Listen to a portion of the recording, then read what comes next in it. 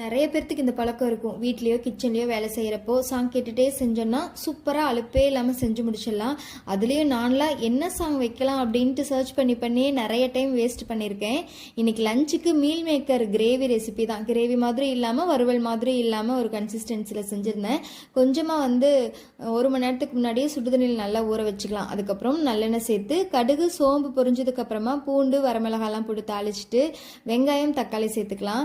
தக்காளி அரைச்சி சேர்த்துக்கிட்டிங்கன்னா கொஞ்சம் ஜூஸியாக இருக்கிற மாதிரி இருக்கும். அதுக்கப்புறம் மசாலா 3 ஸ்பூன் மிளகாத்தூள், 2 ஸ்பூன் மல்லித்தூள், கொஞ்சமாக கரம் மசாலா, தேவைக்கு தகுந்த மாதிரி உப்பு நல்லா போட்டு வதக்கிட்டு எண்ணெய் பிரிஞ்சு வந்ததுக்கப்புறமா மீல் மேக்கரை தண்ணியே இல்லாமல் நல்லா புழிஞ்சு சேர்த்துக்கலாம். தண்ணியோடு சேர்த்தணும் அப்படின்னா டேஸ்ட் கம்மியாக இருக்கிற மாதிரி இருக்கும். அதுக்கப்புறமா நீங்கள் பெப்பர் கொத்தமல்லி தலை போட்டு நல்லா வதக்கி எடுத்துட்டிங்க அப்படின்னாலும் சூப்பராக இருக்கும். கொஞ்சம் டேஸ்ட் ரிச்சாக வேணும், கிரேவி மாதிரி வேணும் அப்படின்னா தேங்காய் பால் சேர்த்துக்கலாம். நான் இன்னைக்கு சேர்த்துருந்தேன், நல்லா இருந்துச்சு. அதுக்கப்புறமா ஃபைனலாக